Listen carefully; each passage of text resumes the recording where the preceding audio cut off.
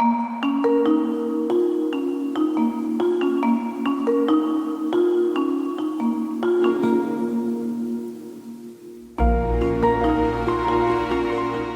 como o Irão tinha prometido, temos assistido nos últimos dias a uma retaliação sem fronteiras ou linhas vermelhas, das bases americanas da região às infraestruturas de energia de alguns estados do Golfo e aos navios, o que nos diz o rumo desta guerra até aqui, por onde irá o mundo. A administração Trump, já se sabe, pode continuar pelo caminho da sua guerra, já que o projeto para a interromper foi rejeitado no Senado. Bem-vindos ao podcast O Mundo a Seus Pés. O meu nome é Catarina Maldonado Vasconcelos e hoje converso com Tomé Ribeiro Gomes, professor de Relações Internacionais da Universidade da Beira Interior e da Universidade Católica, e com Alberto Cunha, professor convidado da Universidade de Lisboa, investigador associado do Instituto de Defesa Nacional e IPRI. Obrigada por aceitarem o convite. Nos comandos do som está João Luís Amorim. Olá, sou Tony Gonçalves, sou português, vivo nos Estados Unidos desde os 4 anos e tenho um podcast, The Heart and Hustle of Portugal. Converso com quem está a levar Portugal mais longe, empreendedores, artistas, sonhadores. É o primeiro podcast em inglês do Expresso feito com paixão nacional. Ouça todas as semanas em expresso.pt ou na sua app de podcasts. Vamos, let's go! Tomé. Assim que os Estados Unidos e Israel definiram os seus objetivos, como uma mudança de regime, Trump oscilou sobre isso, mas essa foi a sua declaração inicial e é certamente a posição de Benjamin Netanyahu. Então, se não conseguirem alcançar a mudança de regime, Teherão poderá declarar a sobrevivência como vitória e, sendo assim, como é que podemos definir uma vitória norte-americana se não sabemos ao certo os objetivos desta guerra? Olá Catarina, obrigado pelo convite. Olá Alberto. Realmente esta guerra é existencial para o Irão. Como disseste bem, está aqui em cima da mesa a questão da mudança de regime. Um regime que nasceu com a Revolução de 1979, regime teocrático, todos nós já conhecemos bem o regime. Portanto, sendo a guerra existencial, a sobrevivência é uma vitória, certo? O regime sobreviver. Agora, o que é que isso implica? Não implica só ficar lá o líder supremo que for agora escolhido, porque eu diria até que implica pelo menos duas coisas, porque o regime se baseia numa ideia de autonomia, numa ideia de independência, a ideia da morte à América e depois a morte a Israel como lacaio da América é fundacional para o regime desde 1979 e isso depois foi cimentado com o isolacionismo. O isolacionismo do Irão, certo? Um Estado de maioria persa, xiita, num orgulhoso. Mundo principalmente sunita, muito orgulhoso, exatamente. E depois a história do Irão também levou a cimentar essa ideia de que o grande Satã, como eles dizem, são os Estados Unidos. A guerra contra o Iraque, a guerra Irão-Iraque entre 1980 e 88, que o Irão viu como um pouco uma guerra por procuração. Portanto, eram os Estados Unidos que estavam a apoiar o Iraque sunita contra a revolução xiita que o Irão estava a fazer. E, portanto, a sobrevivência do regime passará por manter esta ideia de que são independentes, orgulhosos, etc., e líderes do mundo xiita. E depois outra coisa, que é manter os separatistas sob controle. Porque o Irão é muito plural etnicamente, temos etnias que estão concentradas em certas zonas do país. Já tivemos, nos últimos dias, Trump a dizer que queria apoiar os curdos, que têm aspirações a fazer ali um Kurdistão, não é? Que já não são de hoje, essas aspirações. Não são de hoje. Aliás, a história dos curdos tem sido serem apoiados pelo Ocidente desde e a seguir abandonados. Isso quereria... Falas do Império Otomano. Isto é algo que preocupará muito a Turquia, por exemplo, não é? Se houver um apoio norte-americano aos curdos. Mas há outros separatistas, incluindo ali os Baluchis ou Balochis no Baluquistão, junto já agora a uma fronteira com o Paquistão, que entrou em guerra com o Afeganistão um dia antes dos ataques de Israel e dos Estados Unidos ao Irão. Portanto, é uma zona realmente muito instável e o Trump está a potenciar essa instabilidade e podemos passar agora então para essa ideia de o que é uma vitória norte-americana. Porque nós realmente não sabemos muito bem. Acho que podemos pôr a coisa num espectro, porque já foram ditas muitas coisas diferentes, pelo presidente Trump várias coisas diferentes, o secretário da guerra, o Pete Hegseth, outras coisas, o Marco Rubio ainda diz outras coisas, E, portanto, quais são os objetivos? Acho que podemos pôr isto num espectro. Numa ponta, nós temos aquela ideia de que os Estados Unidos só atacaram para proteger Israel, que foi o Rubio que disse. Portanto, Israel ia atacar e, portanto, e nós sabíamos que o Irão depois ia retaliar e por isso tínhamos de defender Israel. Portanto, há aqui uma ideia de defesa, ok? Podemos... Enfim, é difícil de acreditar nisto. Israel first. Israel first, exatamente, Israel first. E podemos falar mais sobre isso. Mas, portanto, isto será um extremo, será uma guerra puramente defensiva. Não parece que seja isso que estamos a assistir, certo? E depois há o objetivo maximalista, que é a mudança de regime. Pelo meio há várias coisas. Há um cenário, que o Trump também já falou bastante, que é manter o regime, mas uma espécie de solução Delcy Rodrigues. Portanto, solução da Venezuela, em que entra um sucessor para o Ayatollah Supremo, que seja, no fundo, uma marioneta dos Estados Unidos, pelo menos em certas coisas. O Irão não é a Venezuela, não é isso? Parece, e Trump já admitiu parece muito complicado que até pode vir uma pessoa pior. Sim. Que parece que é o que se está aqui a armar com o filho do Ayatollah, o Mojtaba Khamenei. Alberto, esta guerra tem algum horizonte temporal a que nos possamos agarrar? Hoje já vimos o Qatar vir falar de comprometer as reservas mundiais de energia, que pode nos próximos dias já não haver forma de haver transporte dessas previsões de energia. As limitações de estoque bélico também são uma questão que nos pode dar uma informação sobre isto? Muito obrigado pelo convite. Olá, Tomé. Neste momento nós não sabemos qual é o horizonte temporal. Há vários cenários em cima da mesa. Depende muito de quais forem os objetivos a que se propõe.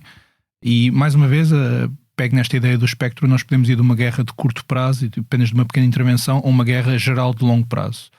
E vamos pensar nas três. Uma guerra de curto prazo teria que haver uma aceitação dos dois lados que neste momento é melhor interromper as hostilidades do que continuar, e parece ser improvável que isso aconteça. Ou seja, não quer dizer que haja uma continuação dos ataques com o ritmo atual, mas não parece que haja uma questão de cessar fogo, de, entre aspas, paz tão cedo. Porquê? Porque mesmo admitindo, como o Tomé admite bem, que existe uma grande amplitude de objetivos por parte dos Estados Unidos e de Israel, um objetivo que vem pelo menos há 2 anos e certamente desde o início desta administração, é que o Irão não pode ter qualquer capacidade de ter um programa nuclear que não seja monitorizável, quer dizer, que tenha qualquer possibilidade de atingir a segurança de Israel numa altura em que Israel está a redefinir o seu papel regional, com os acordos de Abrão e a dinâmica de reconhecimento com os outros países e com o Conselho de Paz para Gaza,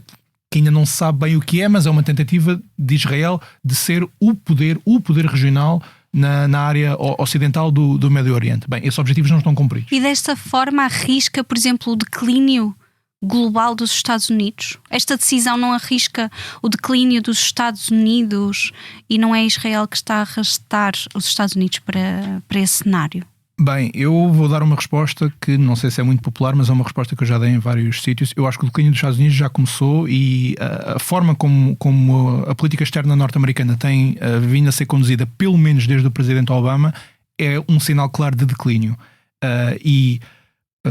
Um paradoxo de Tucídides e de outros autores é que os grandes poderes ficam mais agressivos quando começam a declinar e não quando estão a ficar mais poderosos. Aliás, basta ver a dinâmica entre os Estados Unidos e a China para perceber esta dinâmica de estar a ascender e estar a declinar não leva a ser mais agressiva, às vezes até ao contrário. E uma certa política errática dos Estados Unidos já demonstra esse declínio. À tua pergunta concreta, no caso do Irão, acho que são 3 pontos que é preciso dizer e depois respondo àquela parte dos estoques e de um conflito global.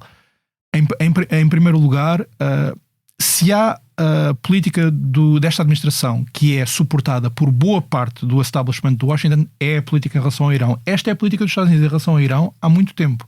Não quer dizer que seja um método, seja este, mas o objetivo dos Estados Unidos de controlar o Irão, de alguma forma, ligado a Israel, é um objetivo de há muito tempo. Por exemplo, a política para a Venezuela e ainda mais a loucura da Groenlândia não foi de todo aprovada em Washington. Mas isto é aprovado em Washington. Porquê?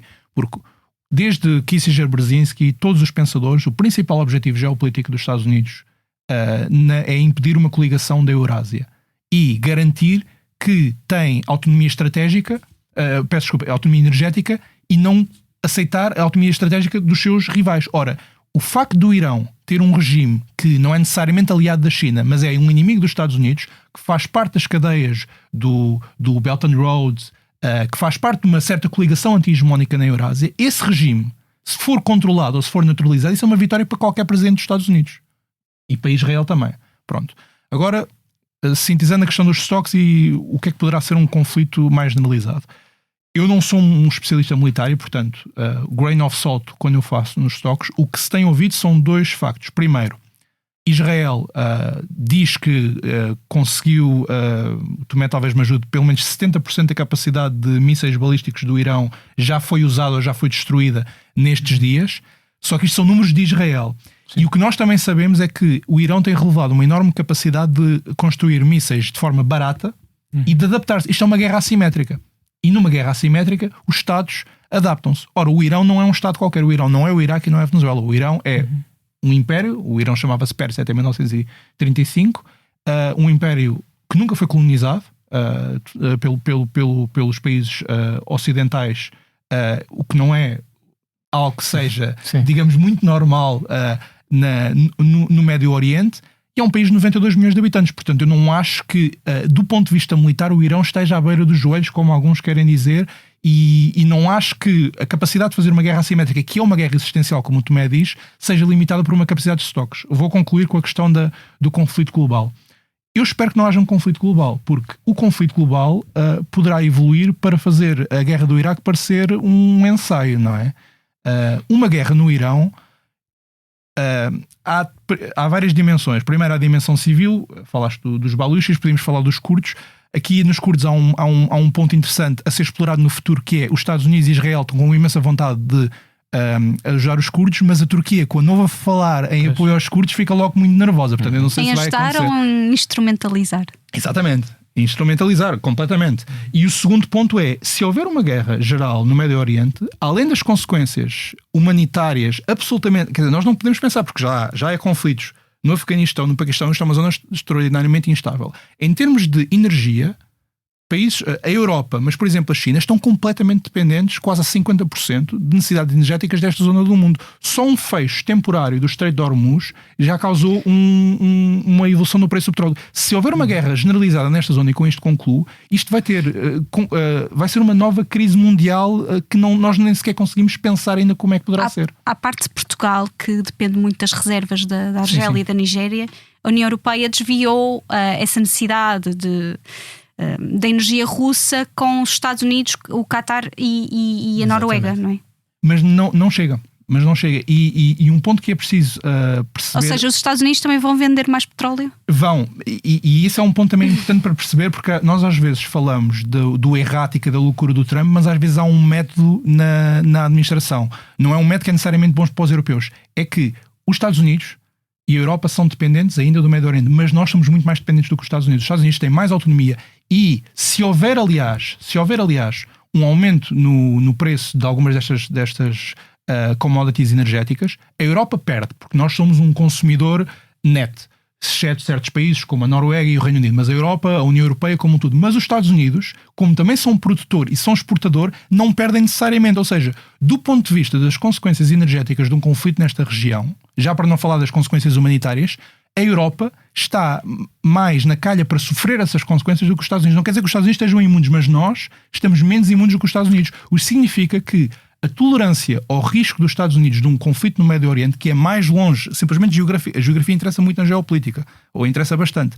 Os Estados Unidos têm mais tolerância ao risco, não apenas pela sua mentalidade mais militar em relação aos europeus, é que eles sofrem menos diretamente com um conflito destes do que a Europa. Já para não falar no Médio Oriente, não é? Mas é interessante, os Estados Unidos estão dispostos a colocar os seus aliados numa posição de alta fragilidade, como já temos visto.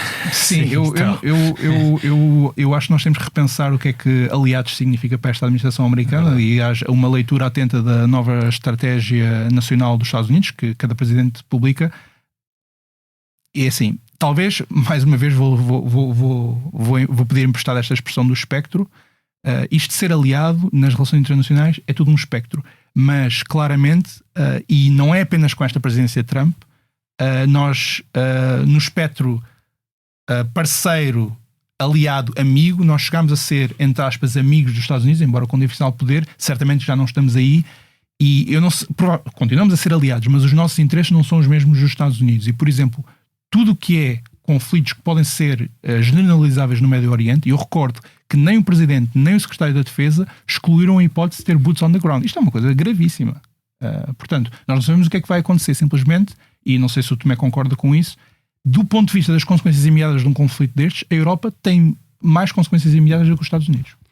Pois, não sei, os Estados Unidos têm aqui uma questão, a curto prazo o Trump é muito sensível à questão da inflação. E o aumento do preço do petróleo pode beneficiar as petrolíferas norte-americanas a prazo, mas cria-lhe um problema agora para as eleições intercalares. Acho que vamos ver isso a acontecer. Ainda há outra consequência, já que estamos a falar sobre isto, que é interessante, que é a questão da Rússia. Quer dizer, o aumento do preço do petróleo também beneficia muito a Rússia. Sim, bastante. Quando aconteceu a questão da Venezuela, eu achava bem, uma coisa boa que pode vir daqui, se realmente for colocado no mercado mais petróleo da Venezuela, porque a produção venezuelana era muito abaixo daquilo que podia ser, daquilo que já tinha sido anteriormente.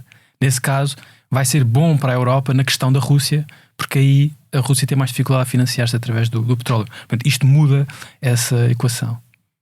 Tomé, vamos falar também de alianças, neste caso Donald Trump e Benjamin Netanyahu, que parecem por vezes almas gêmeas, mas que têm apresentado objetivos diferentes no seu discurso.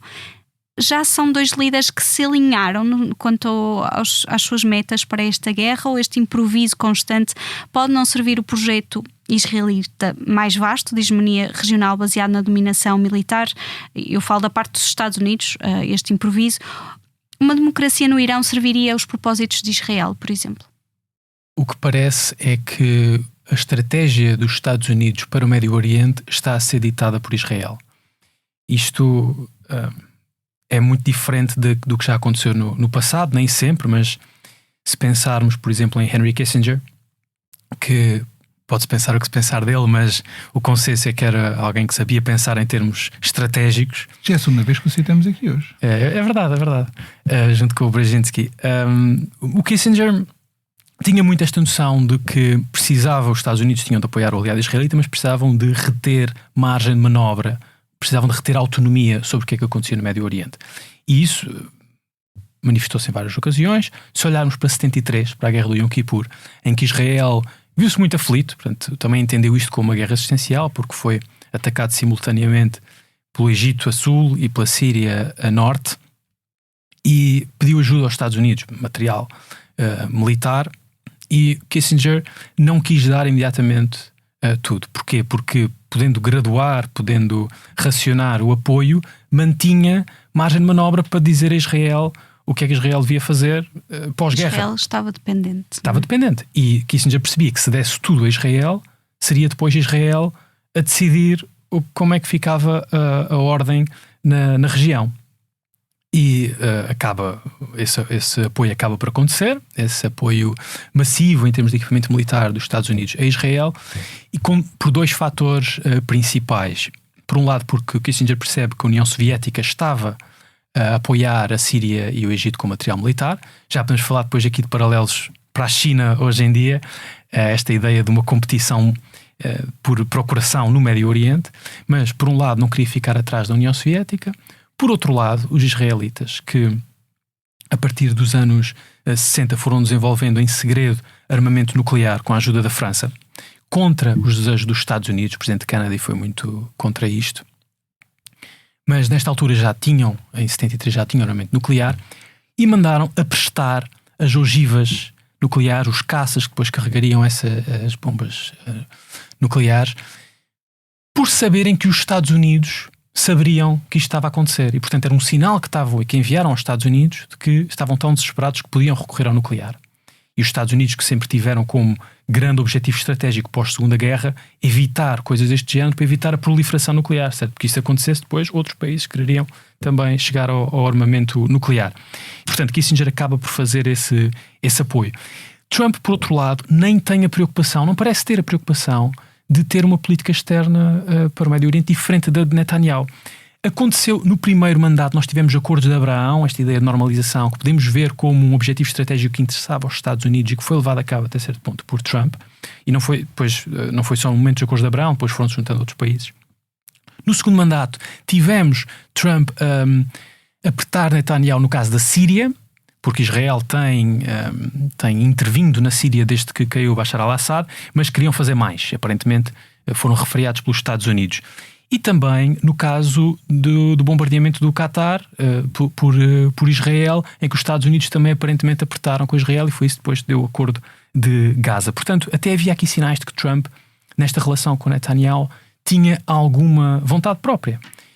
Isso desapareceu a partir do momento em que Trump movimentou grande parte do dispositivo militar norte-americano para o Médio Oriente, e depois ficou só à espera. E a seguir o que é que Israel faz? Ataca, e os Estados Unidos, segundo o que diz Rubio, vêm-se obrigados a ir atrás. E Rubio é o secretário de Estado, portanto não é uma pessoa qualquer, né? Vêm-se obrigados a ir atrás. Portanto, o que parece, vamos ver isto, daqui a 5, 10, 15 anos vamos estes acordos de Abraão foram uma semente para hegemonia militar, domínio militar, e não para boas relações, para uma postura diplomática. Eu julgo que a trajetória dos Estados Unidos mudou. Acho que isto não é a trajetória dos acordos de Abraão. Os países árabes, as monarquias do Golfo, que a maior parte dos devem países estar árabes, muito preocupadas neste momento.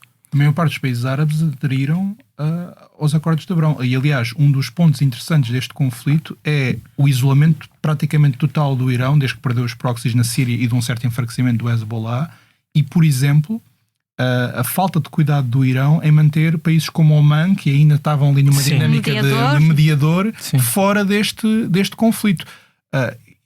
Eu não nego que um certo sucesso com os acordos de Abraão possa ter levado a uma política externa israelita mais ambiciosa, para usar uma expressão. Mas os acordos de Abraão interessaram a maior parte dos países da região. Essa é a verdade também. Sim, mas agora ficam postos em causa, porque isto está a acontecer, vai extremar as opiniões públicas em países árabes também, porque há quem olhe para isto achando que o radicalismo que vai causar este assassínio do grande Ayatollah se vai ficar contido ao mundo xiita.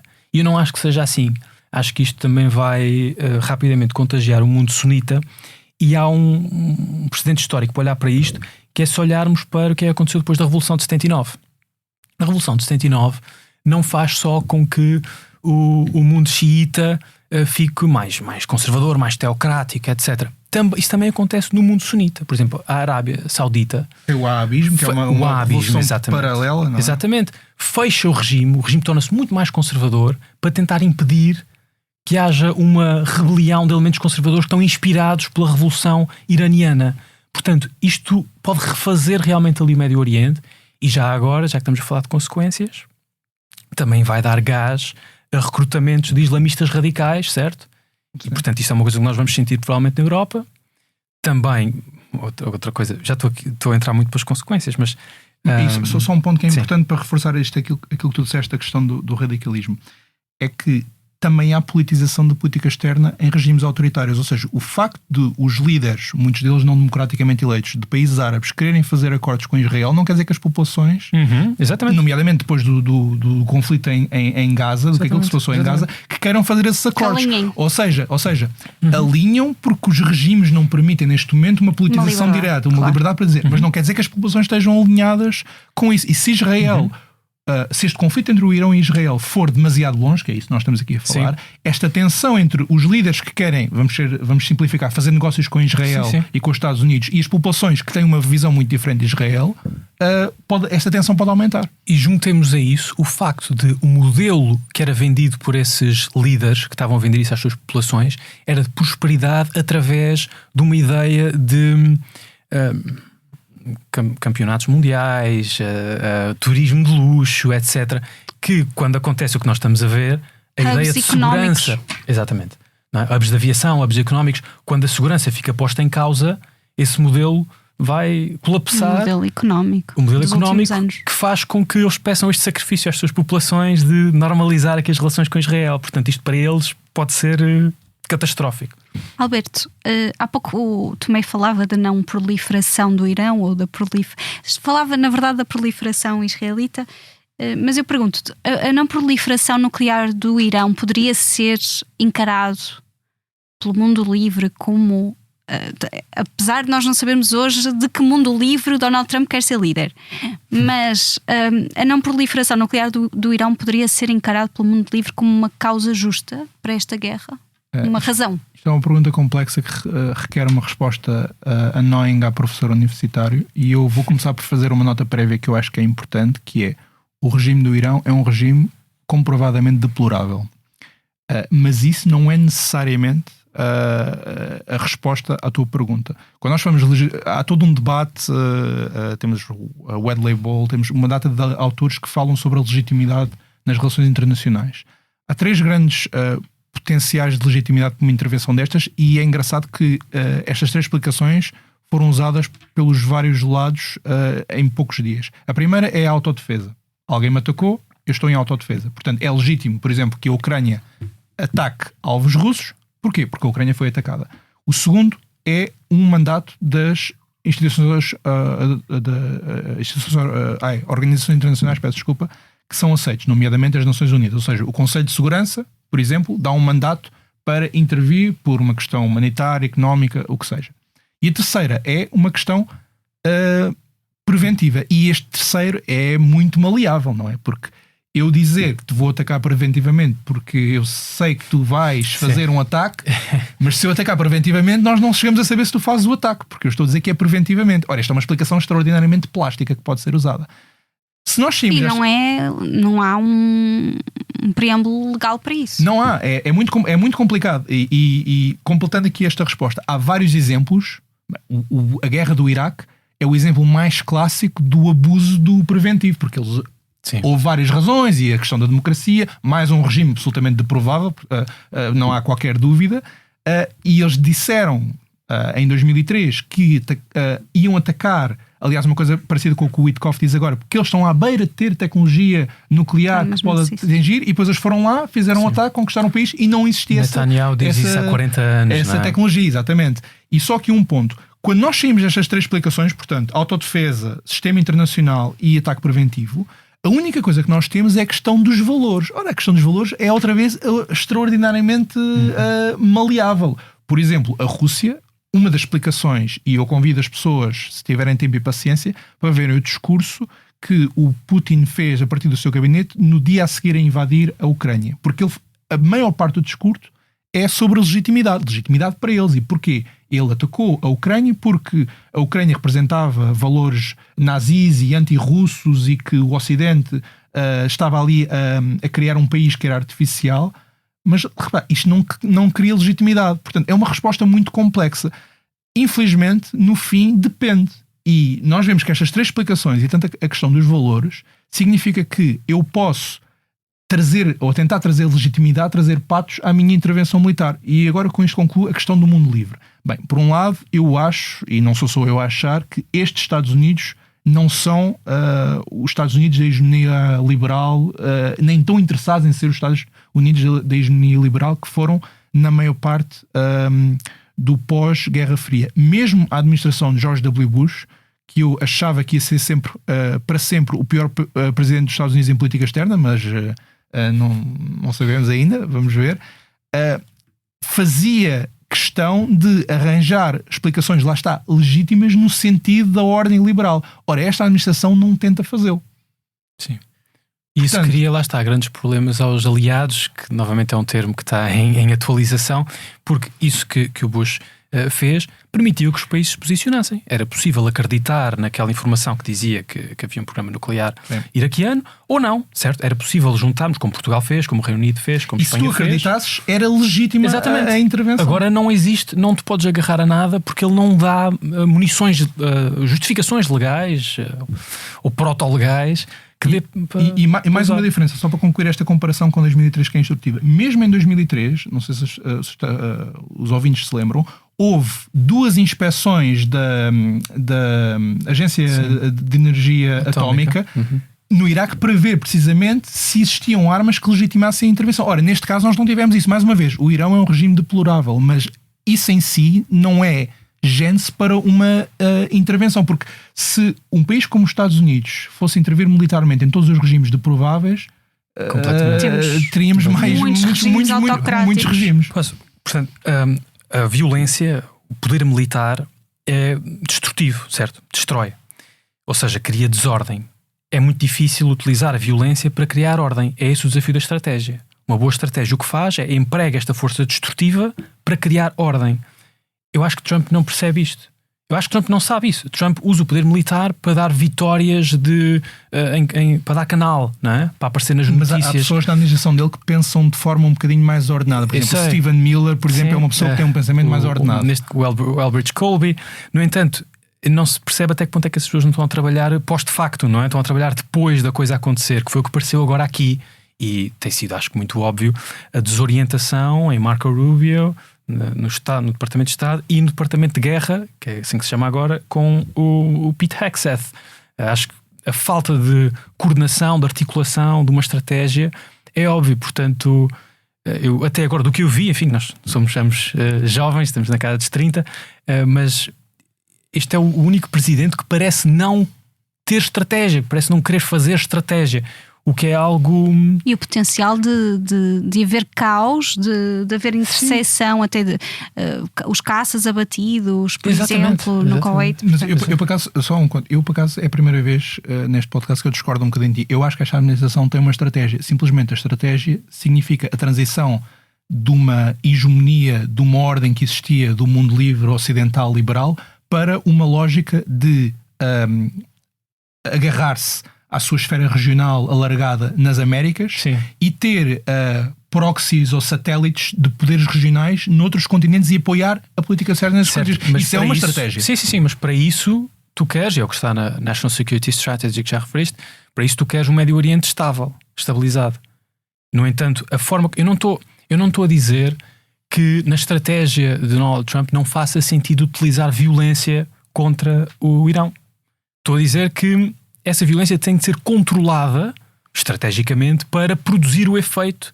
Acho que vocês têm uma...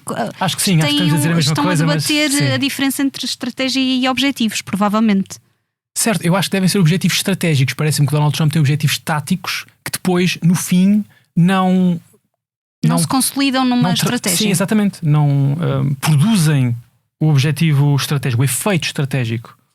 Temos de falar da China. É impossível, dado o poderio económico chinês, que a ponderação de que esta guerra, mais uma vez, também tem o objetivo de combater a influência chinesa na região, principalmente quando o Irão tem a ligação que tem com a China. Que papel tem a China nos cálculos norte-americanos em geral e nesta guerra? Pergunto ao Tomé e depois também ao Alberto. Sim, vou tentar ser breve, porque aqui eu estou de acordo com o Alberto nesta questão, e acho que é daqui que vem também esta dificuldade em fazer estratégia, que é os Estados Unidos estarem a sentir o declínio relativo em relação à China, exacerbado por tensões internas que isto cria, não é? E portanto eu não acho que a China, porque nós podíamos dizer Trump está a fazer isto para negar aquele petróleo à China, porque a maior parte do petróleo iraniano é vendido à China, representa qualquer coisa como, eu vi, 13-14% do petróleo que chega à China por via marítima. Não, enfim, não é algo existencial para a China, e também por isso não acho que faça sentido como objetivo para se meter numa aventura destas. No entanto, eu acho que a questão da China está sempre aqui por detrás, e mesmo esta ideia do Donald Trump agora está sempre a carregar no gatilho, que é algo que ele não fez na primeira administração, é algo que ele disse várias vezes na campanha que não faria. Portanto, a ideia de que acabaram as forever wars, acabaram as guerras para sempre, não é? Iraque, Afeganistão, é o que está na mente do eleitorado e de Trump com esta expressão, e agora transformou-se num presidente altamente interventivo do ponto de vista militar. E para mim isto explica-se um bocadinho por aí, este declínio em relação à China e o fracasso da política de Trump para tentar reverter esse declínio. Ou seja, se calhar é porque havia estratégia, a estratégia falhou e agora não há estratégia, porque aquela ideia das guerras comerciais, trade wars are easy to win, né? Estou a citá-lo, e as tarifas, que são a palavra mais bonita do mundo, portanto as taxas aduaneiras. E o dia da libertação? O dia da libertação, em abril, falhou não por esse dia de libertação ter agora sido anulado juridicamente lá pelo Supremo Tribunal, falhou porque não era possível aplicar aquela pressão que ele estava a tentar aplicar à China, pressão económica à China, porque a China conseguiu ao longo de muitos anos tornar-se indispensável para os Estados Unidos e para o resto do mundo em minerais críticos, em vários minerais críticos. E portanto o Trump teve de recuar Teve de fazer um acordo. Teve de fazer um acordo. Mas um acordo muito diferente do que fez com a União Europeia, porque o acordo com a União Europeia houve muito mais cedências por parte da União Europeia, claro. Infelizmente, e no caso da China não. Exato, portanto, ele perdeu a guerra comercial contra a China, e acho que por isso é que ele agora se vira para o instrumento militar para continuar a manter esta ideia, que para ele é tudo, de que ele é o maior e é um vencedor, certo? No que diz respeito à China, eu vou dizer algo que não é uma análise que eu tenho desenvolvido, que não tenho visto muita gente a fazer, porque também não tem sido essa a prioridade, portanto se calhar sou eu que estou louco da cabeça. Eu acho que se há ângulo em que esta intervenção, presumindo que não desencadeia um conflito global, faz sentido, é no conflito dos Estados Unidos com a China. Esta intervenção coloca a China numa posição difícil em vários pontos. Primeiro ponto, ainda mais do que na Venezuela, os aliados da China estão a começar a perceber que a China não está disposta a despender esforços reais para os ajudar. A única coisa que a China fez de substantivo neste conflito até agora é disponibilizar o sistema Baidu, que na verdade já tinha sido disponibilizado e basicamente o que eles deram foi um acesso maior. Portanto, o apoio tem sido muito pouco substantivo, na Rússia ainda menos, porque a Rússia tem mais que fazer, para usar uma expressão tão política. Mas não é apenas neste sentido que coloca a China em dificuldade difícil. Eu vou um pouco mais longe na questão energética.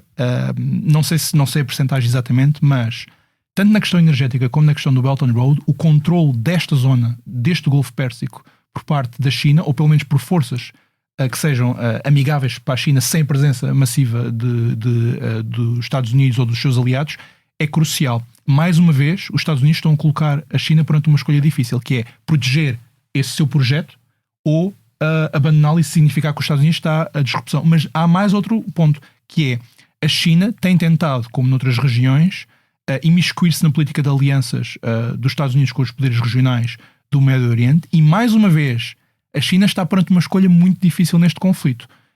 Ou faz alguma coisa de substantivo para ajudar o Irão, com um país que neste momento está até, por motivos de autodefesa dizem eles, mas é o que está, a escalar o conflito para outros poderes regionais, ou não ajuda o Irão e perde um aliado substantivo na sua, digamos, conflito que permanece, ou tensão que permanece com os Estados Unidos. Ou seja, em todos estes aspectos, a China é forçada a fazer escolhas. E aquilo que se sente, e o cenário que é mais provável, é que a China vai fazer muito pouco. Sim. E podemos interpretar isto de duas formas, e com isto termino. Ou a China simplesmente vai manter a sua prioridade no mar da China e até vai tentar talvez extrair uma concessão. Vocês ficam com, digamos, estas regiões e nós podemos aqui controlar o mar da China, que é muito problemático. Porquê? Porque Taiwan inteligentemente tornou-se um especialista internacional em semicondutores, o que significa que os Estados Unidos não pode abdicar de Taiwan sem dar luta. Ou, dois, todos os aliados substantivos da China por parte do mundo, e parece-me que este é o cenário mais provável, vão perceber que no deve e no haver de uma aliança ou de uma parceria com a China, não, além da questão económica, não vão ser defendidos. E, portanto, vão tentar, em resposta a uma administração americana que está em declínio, mas continua a ser o primus inter pares no sistema internacional, vão tentar um acordo menos mau possível com os Estados Unidos, se forem postos em dificuldade. E, portanto, do ponto de vista da questão da China, se não evoluir para uma guerra que seria boots on the ground, que fora do controle, este conflito coloca a China numa posição difícil em vários pontos, em que todos eles só podem resultar numa vantagem para os Estados Unidos. Mas estrategicamente a China tem tido uma abordagem muito mais diplomática e de investimento económico nos seus parceiros de interesse, por assim dizer. E a longo prazo isto não oferece à China um argumento de moralidade absolutamente em relação aos Estados Unidos? Ou seja, neste cálculo a longo prazo a China não pode até sair com primazia? Provavelmente, e aliás, construindo uma coisa que o Tomé estava a dizer, nas tarifas é a mesma coisa. Houve uma análise feita pelo Royal Alcan sobre a racionalidade das tarifas. A longo prazo, as tarifas o que vão significar é que vai haver acordos comerciais que vão excluir os Estados Unidos, que é o que aliás está a acontecer. Sim. A União Europeia faz acordos com o Mercosul, faz acordos com a Índia e a China expande. Mas isso é a longo prazo. A longo prazo, como diria Keynes, o meu economista favorito, estamos todos mortos. A curto prazo, os Estados Unidos continuam a ser o primus inter pares e continuam a estar, e isto é fundamental, tal como a China e com a Europa, os Estados Unidos têm uma maior autonomia estratégica. Isso significa que, com uma política externa que pode ser errática, mas é mais ambiciosa, tem potencial para colocar vários países, poderes regionais, numa posição de escolher, porque a maior parte dos poderes regionais prefere não escolher entre os Estados Unidos e a China. A Europa não quer escolher entre os Estados Unidos e a China, mas esta administração está a forçar muitos países, poderes médios, a escolher entre os Estados Unidos e a China. A longo prazo, obviamente que a China vai colher vantagens de ser muito mais razoável e muito mais previsível do que os Estados Unidos, mas a curto prazo esta estratégia está a colocar uma escolha à China, ou seja, ou a China de facto oferece algo aos seus aliados, ou eles deixam de ser aliados e simplesmente fazem comércio com toda a gente. Eu qualificaria isso, não é para discordar do cerne do ponto, mas eu qualificaria isso porque ninguém espera que a China vá ao seu socorro em termos militares, não é? A nossa aliança com os Estados Unidos é diferente no sentido em que a expectativa é essa, tropas americanas na Europa. Mas o Irão talvez esperasse mais apoio da China. Não digo que não, mas não esperaria o que um aliado americano espera, que é o guarda-chuva de segurança e o guarda-chuva nuclear estar ao seu serviço. Portanto, acho que aí é preciso qualificar. Uma pergunta para ti. A China, sem ter essa vontade ou capacidade de fazer isso, chega para o mundo das próximas décadas?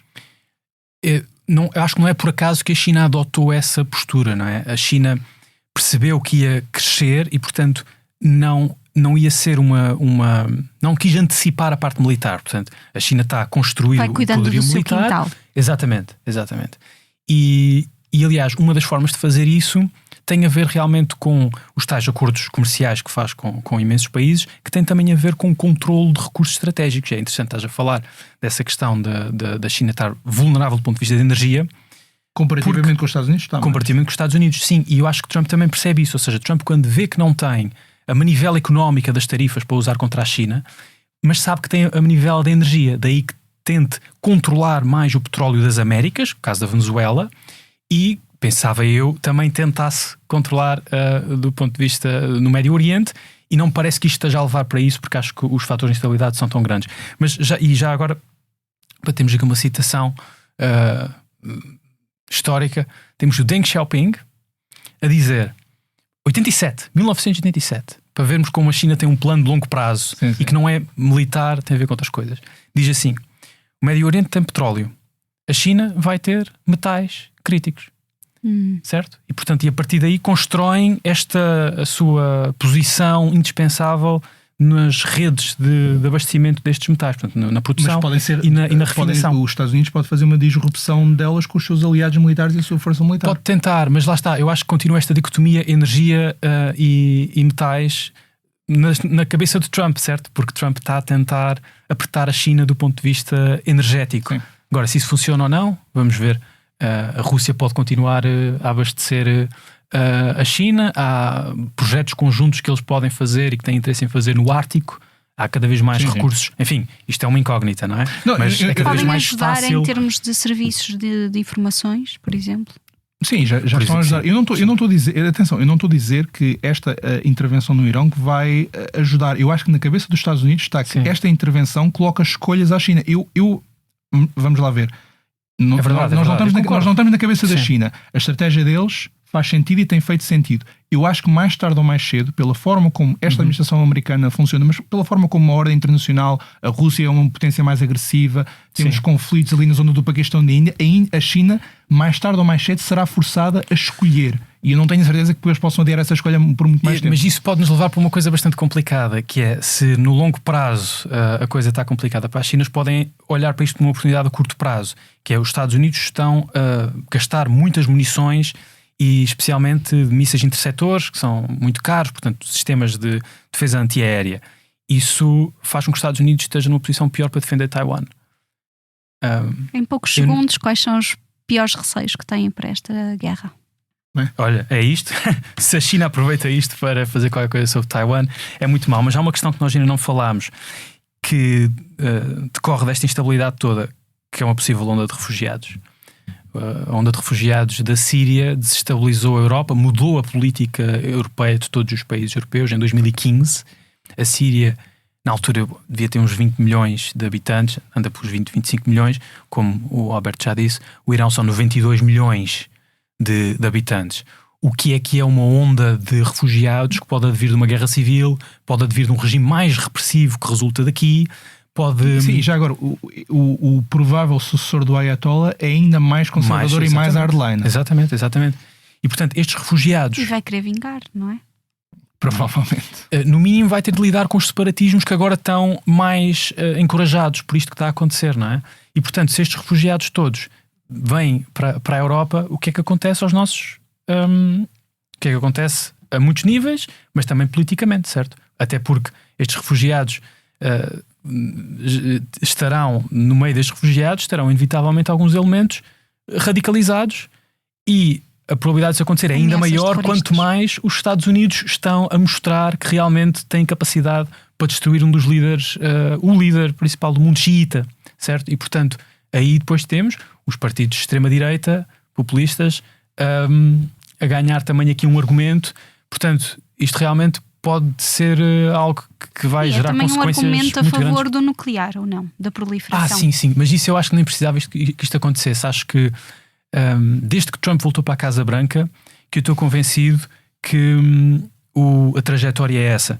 Se os Estados Unidos não estão aqui para defender os aliados, então os aliados têm uma alternativa lógica. A Alemanha vai ter, de forma direta ou indireta, um dissuasor nuclear daqui a 10 a 15 anos. Queria só falar do meu maior receio. O meu maior receio é que haja uma invasão terrestre. Eu acho que esta guerra seria uma guerra absolutamente desastrosa a todos os níveis. Sim. E eu falo como uma pessoa, não quero ter medo das palavras, que deseja que este regime do Irão acabe o mais depressa possível. Claro, se pudesse acabar amanhã, seria ótimo. Estamos a falar de sacos de pessoas mortas nas ruas e é aquilo que se sabe. Mas uma guerra seria absolutamente desastrosa. Esta questão, é assim, a questão dos refugiados, de uma eventual guerra civil no Irão, é que, atenção, isto não era uma guerra normal entre os Estados Unidos, Israel e o Irão. Era uma guerra entre esse lado, uma guerra civil, uma guerra provavelmente iria se estender ao Afeganistão ou ao Paquistão, porque isto é um poder nuclear. Só pensar em traz a Índia. Exatamente, só pensar, a Turquia depois também não vai estar nervosa. Quer dizer, não há palavras para o desastre que este conflito poderia ser. Daí que eu digo, é cegueira estratégica completa. Mas... Enfim. Para terminar esta nossa conversa, tenho de fazer a pergunta habitual do nosso podcast. Se pudessem viajar para qualquer lugar no mundo agora, sem qualquer limite de dinheiro, de disponibilidade, para onde é que iriam? Japão, fácil resposta. O Alberto. E o Tomé? Açores, Ilha Terceira, que é a minha casa e a agenda às vezes não permite passar lá muito tempo. Este episódio teve os cuidados técnicos de João Luís Amorim. Agradeço muito aos meus convidados. Obrigada também por terem ouvido O Mundo a Seus Pés na vossa plataforma preferida e até para a semana. Obrigado.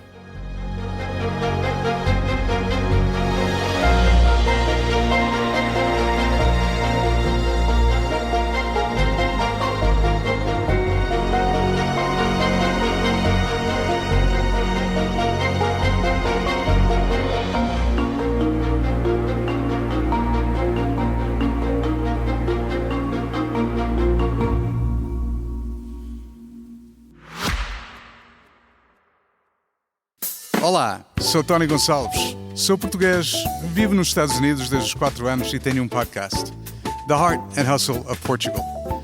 Converso com quem está a levar Portugal mais longe, empreendedores, artistas, sonhadores.